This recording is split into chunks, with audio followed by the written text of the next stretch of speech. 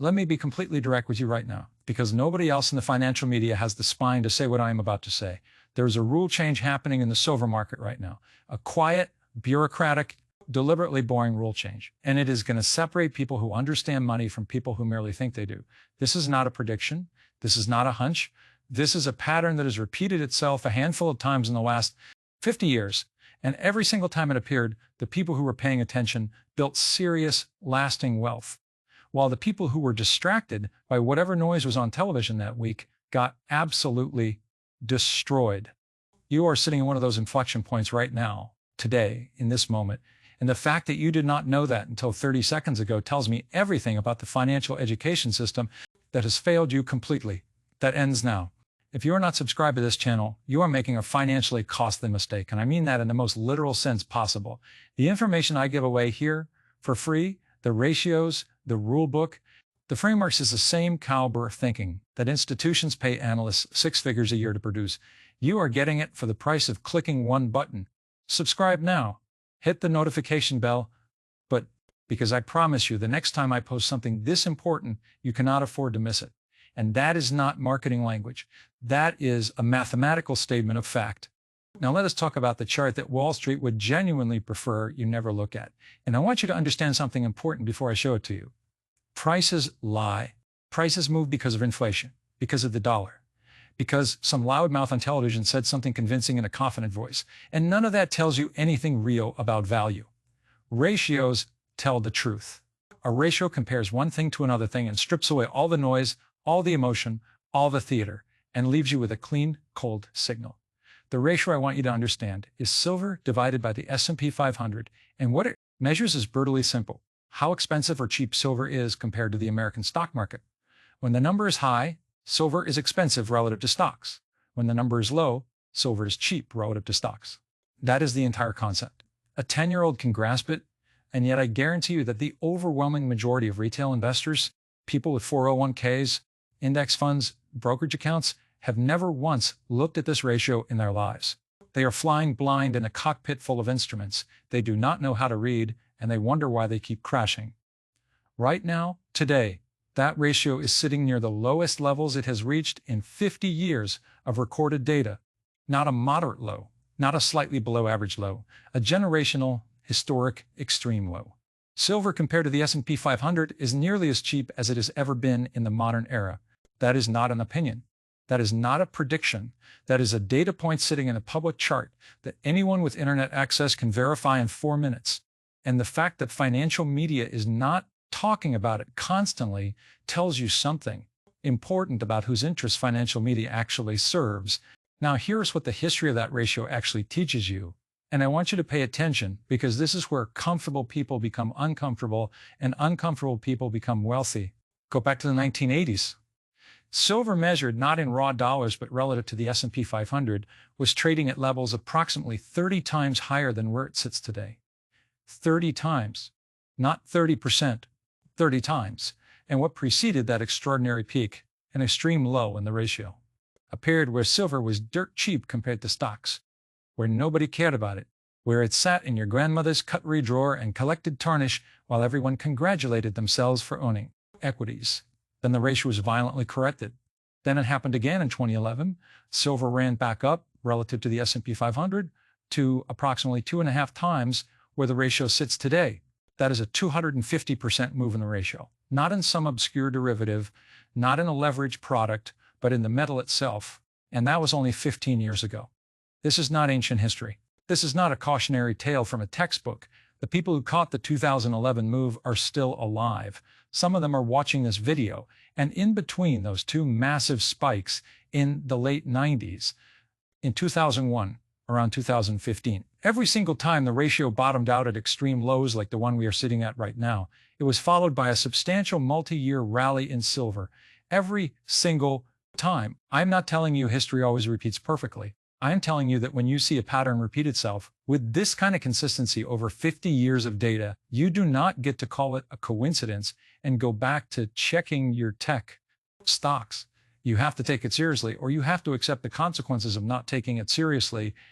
Now, I need to explain the rule change. And I am going to need you to stay with me because this is the part where most retail investors tap out. And that is precisely why most retail investors consistently underperform. The rule change is called Basel III, and specifically a component of it called the net stable funding ratio. I know that sounds like something designed to put you to sleep, and I know that is exactly the reaction the people who benefit from your confusion are counting on. So here's what it actually means in plain language. For decades, large banks operated in the silver market using something called unallocated silver. Unallocated silver is not silver. Let me be precise about that. It is a promise of silver. It is a paper IOU that says we have silver but does not specify a particular bar in a particular vault with your name on it. Banks use this IOU system to build enormous trading operations where for every single ounce of real physical silver in existence, they floated many, many paper ounces on top of it. At its worst, the leverage in the system ran to dozens of paper ounces for every real ounce. Even today, in a market that has supposedly been cleaned up, the leverage ratio sits near 7.5 to 1, nearly 8 paper ounces for every real ounce. That is the foundation of the silver price discovery system that the entire world has relied on. It is built on a fiction, and Basel III just made that fiction extraordinarily expensive. Under the new rules, for every $100 of unallocated silver a bank holds, it must now maintain $85 in cash or cash equivalents. Write that number down. 85%. What used to be a profitable trading book, a business that generated revenue at minimal cost, just became a cost center overnight. And banks do not run cost centers. Banks do not absorb 85-cent reserve requirements on things that used to cost them almost nothing. So quietly, without a press conference, without a headline, without asking your permission, the largest financial institutions in the world have been methodically walking away from the paper silver market and moving toward actual physical silver, what the professionals call allocated silver, real bars, real vaults, and real metal. The plumbing of the silver market is being entirely rewired. And when paper promises get replaced by physical demand, there's only one direction the price of real silver can move upward. And this is not fully implemented everywhere yet. The United States is actually behind the curve on Basel III implementation. It is coming in the next year or two, and the United Kingdom is not far behind. Some jurisdictions have already moved. This is a rolling wave of regulatory change that has not yet reached its full force, which means the window of time in which silver remains at these historic lows relative to the stock market is likely not infinite. Now let us layer on the second rule change because this one is even more direct in its impact. And the combination of these two forces is what makes this moment genuinely different from other moments. At the start of this year, China replaced its 25-year-old silver export system with a tightly controlled licensing regime. Only a handful of approved firms can now export silver from China. If that does not immediately strike you as significant, let me give you the number that will make it significant. Chinese refiners handle an estimated 60 to 70% of the world's refined silver exports. 60 to 70%? That is not a small player adjusting a minor policy.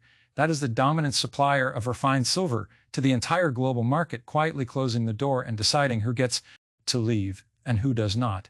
Every solar manufacturer outside China, every electronics plant, every medical device company, every data center builder now has to compete with Chinese domestic industry for silver that used to flow freely across borders, and the competition is happening inside a market that is already running a structural deficit.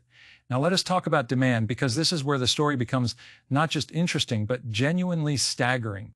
In a single month this year, China imported 836 tons of silver.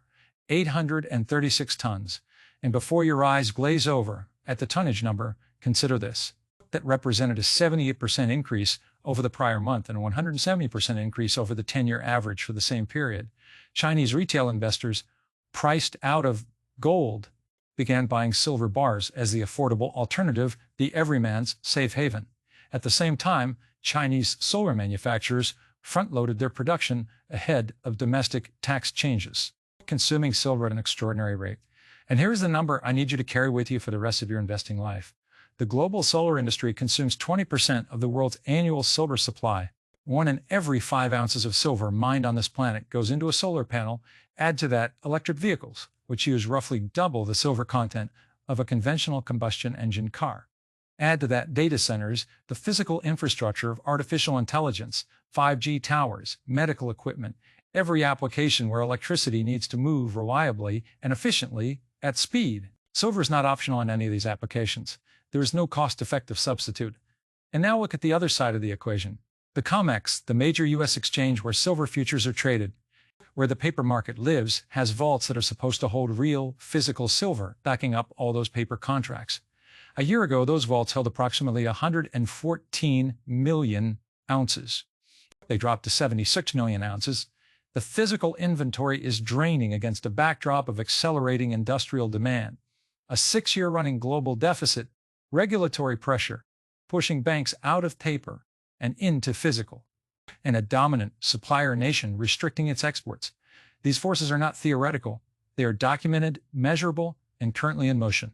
This brings me to the framework, and this is the part where I stop simply showing you the problem and hand you something that you can actually use.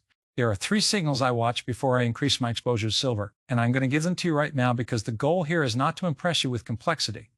The goal is to hand you a working checklist that replaces the gut feel gambling that costs retail investors money year after year. The first signal is the ratio of silver divided by the S&P 500. This is your North Star. This is the instrument that tells you whether you are early, on time, or late to the trade. When the ratio is at historic extremes on the low end, as it is right now, the risk-reward of owning silver improves dramatically based on 50 years of evidence. When the ratio is stretched to extreme highs, as it was in 2011, you are late and you should be cautious. You do not need a Bloomberg terminal to track this. You need to know the number, know where it sits in its historical range, and check it periodically. The second signal is the supply-demand balance published annually by the Silver Institute in their World Silver Survey. This report tells you in plain numbers whether the world consumed more silver than it produced in a given year. The world has now run a silver deficit for 6 consecutive years. 6 years of burning through stockpiles built over decades without replenishing them, like eating through a food supply without ever going to the grocery store. When that deficit is wide and accelerating, it is a tailwind. When it reverses and the world moves into surplus, it is a warning. Watch this number every year without fail. The third signal is the rulebook, specifically regulatory changes that alter the structural behavior of large market participants. Basel III, pushing banks from paper to physical, is a rule change. The U.S. designating silver as a critical mineral is a rule change. China restructuring its export licensing is a rule change. Quiet rule changes are where the real money in markets gets made and lost because they shift the floor and ceiling of prices in ways that no amount of technical analysis of price charts alone will reveal to you. When all 3 of these signals are aligned, historic, low ratio, persistent deficit, favorable rule changes. That is when the setup is serious. That is when it deserves serious attention. Now, I will tell you what I am required to tell you. And I mean it with complete sincerity because I have no interest in your blind enthusiasm. Silver is volatile. It is more volatile than gold. It is more volatile than a diversified stock index. It can move 10% in a single week for reasons that are not immediately obvious. After the extraordinary rallies in the 80s and in 2011, silver also experienced brutal crashes. The same leverage and the same thin market that can propel it violently upward can punish it savagely on the way down. If a 20% drawdown would cause you to panic, sell at the worst possible moment, then heavy silver exposure is not appropriate for you, and I would rather you hear that plainly from me now than learn it. The expensive way, position sizing matters. Having a plan before you enter matters. Understanding what you own and why you own it matters enormously. This framework is not a promise. It is a replacement for guessing. It is a checklist borrowed from the discipline of professional money management applied to a market that most retail investors have never thought about systematically. Listen to me carefully now, because I am only going to say this once, and the choice you make in the next 60 seconds will tell you something important about yourself. You now know the ratio. You now know Basel III. You now know what China just did to its silver export system. You now know that the world has consumed more silver than it has produced for 6 consecutive years. You now know that 20% of the global silver supply goes into solar panels. Alone, you've been handed a framework that professional traders use and that retail investors almost universally lack. What you do with it is entirely your decision, and I respect that, but understand the binary reality. You either take this information seriously, do your homework, talk to a professional, size a position appropriately as part of a broader plan, and participate in what the data suggests could be a historic setup. Before you close this video, go back to checking whatever stocks everyone on social media is talking about this week, and wonder later why the people who were paying attention seem to always be one step ahead of you. There is no middle ground in markets. There is prepared and there is unprepared. Subscribe to this channel, share this video with one person who needs to hear it, and start watching those 3 signals today. The rule change already happened. The clock is already running. The only question left is which side of this trade you are going to be on.